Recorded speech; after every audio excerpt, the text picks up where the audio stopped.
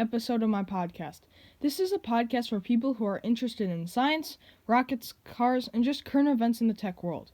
Today we will be covering the new Samsung Z Flip phone and my opinions on folding phones. What is the best action camera for someone on a budget? And just that kind of stuff. Okay, let's get into it. Flip phones were once the rage because of their convenience and availability, but now that is no longer the case. Smartphones have dominated our world because they can communicate, capture images, and also game. Almost everyone would find a use for a cell phone now. The smartphone has become terribly unchanged in recent years. In fact, I could bet from front you couldn't tell the difference between the X, XR, XS, 11, and 11 Pro. These phones, especially from the front, look entirely unchanged. They all look extremely similar. It seems we have reached peak smartphone. This is a term that means the highest something can go. It seems we've perfected the phone. Everything anyone wants seems to be on it, and people aren't upgrading with every new model like they once were. Both of these facts point directly towards peak smartphone. But are we at peak smartphone? This new folding phone design is catching the world's eye, as they have become better and better in the past year. New phones like the Motorola Razr seem to be making the smartphone more compact and easier to use. If you are not familiar with what a folding phone is, I recommend you looking up Galaxy Fold, Motorola Razr, or Samsung Z Flip. The basic concept is to have a flexible screen, like a piece of fabric, and then to have it fold over itself to like half the phone's size. This has the potential to be able to fit like an iPad-sized screen into your pocket. This is something very interesting in the smartphone world. The technology has still potential to grow, though.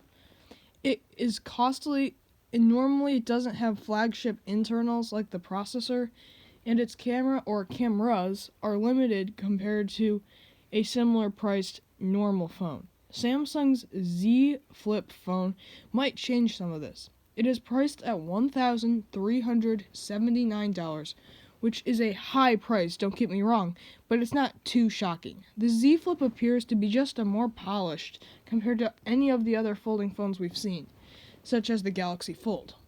It has flagship internals, which is different than most folding phones. I mean, come on, do you really want to pay over $1,000 for a phone that has its processor from last year's phone, or even the phone before that? No. This Z Flip phone might sell to normal people this time, not just to tech enthusiasts and power companies.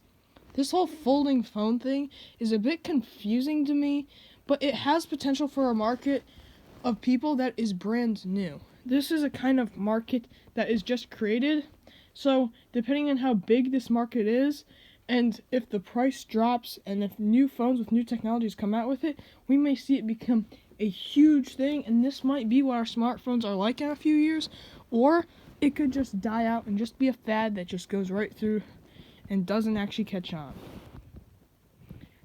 So speaking of tech, SpaceX recently had an in-flight capsule abort test. SpaceX has become a major power in the space industry for the last few years. SpaceX has made huge developments on reusable rockets and bringing down the cost of space for companies looking into satellite development. This is big for companies like Lockheed Martin that want to put stuff in space. SpaceX has been able to bring the cost of space travel down dramatically through reusable rockets, but more on reusable rockets in a future podcast. SpaceX made the headlines on every news source on January 19th as they blew up the Falcon 9 rocket.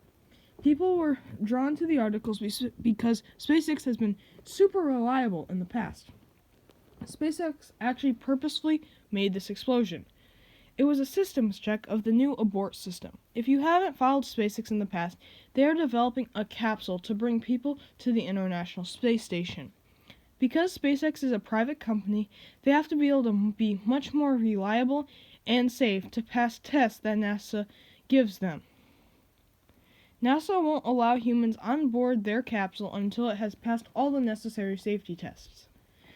On the most important aspects of safety, it is to make sure the astronauts can safely come down at any point during the launch. if something were to go wrong, if the angle tilts too much, if just any problem causes it to go horribly, the capsule can break away from the other part of the rocket, float away, and then parachute safely to the ground while the rocket does whatever horrible thing it was going to do. This concept is not a new idea, though. All the way back in the space race, in the 1960s, this was done with a solid rocket booster towers. SpaceX has tried something new, though. They're trying to keep the cost down of this abort system because the tower is ditched after it reaches a certain altitude. It is only available for a few seconds during the launch. So every launch, they're throwing away thousands and thousands of dollars just in the abort tower. SpaceX is trying a pusher system. Now, normal rocket towers would be pulled from the top. The tower is on top of the capsule. It's a solid rocket booster. Once it's lit, you can't stop it.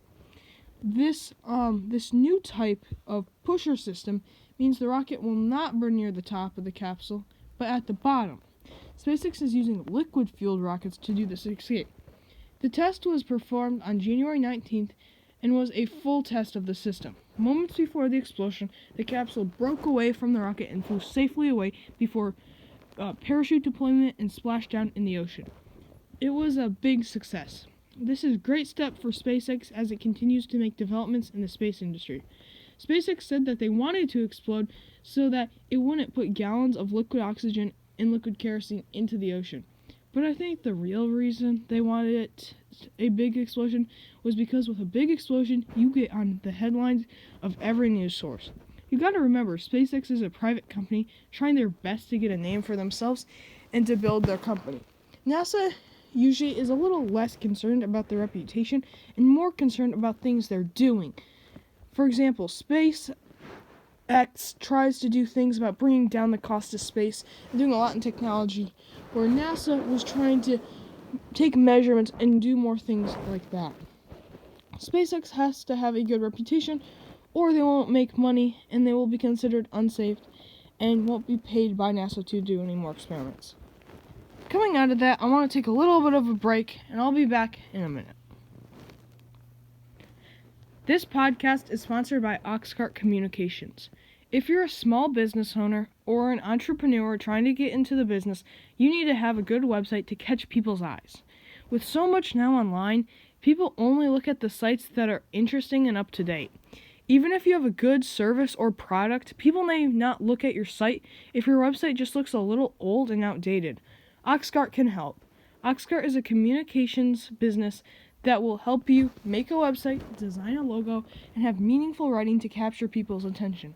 Just a simple act of a polished website could help you tremendously. You can contact Oxcart today at oxcartcommunications@gmail.com or find out more on their website, oxcartcommunications.com.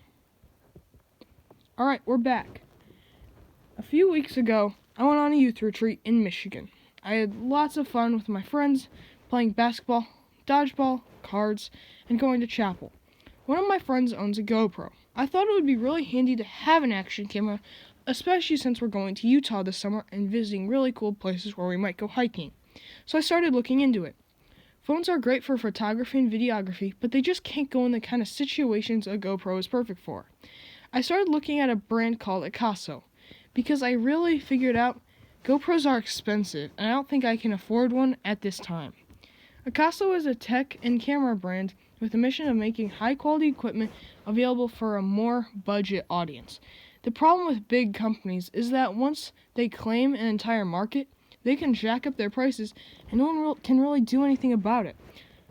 GoPro has been able to take over the action camera market so much that GoPro and action camera are kind of terms that are interchangeable now. GoPro has made a name for themselves by making high-quality cameras that can endure the elements. GoPros have been sent into space, survived extremely high and extremely low temperatures, captured amazing events, and are used by professional athletes and filmmakers and just normal people to capture insane footage. The problem is, this market is dominated by GoPro, but all the other brands seem to be cutting corners and not really a legit camera. Finding an off-brand GoPro that is also high quality can be hard. I think I might have found one though. The V50 might be the camera some budget people are looking for. It costs $100 and comes with lots of accessories. The camera can take 4K at 30 frames, 2K at 60 frames, 1080p at 90 frames, and 720 at 120 frames. There are more frame rates, but these are kind of the big ones. It is not waterproof, but comes with a waterproof case that can dive down to 130 feet, it has electronic image stabilization, and on all of the high frame rates. I think I might get an Akaso because they are fairly cheap and can still give high quality footage. So I don't know. That's something to think about in the next podcast. Remember to like and subscribe, and until next time.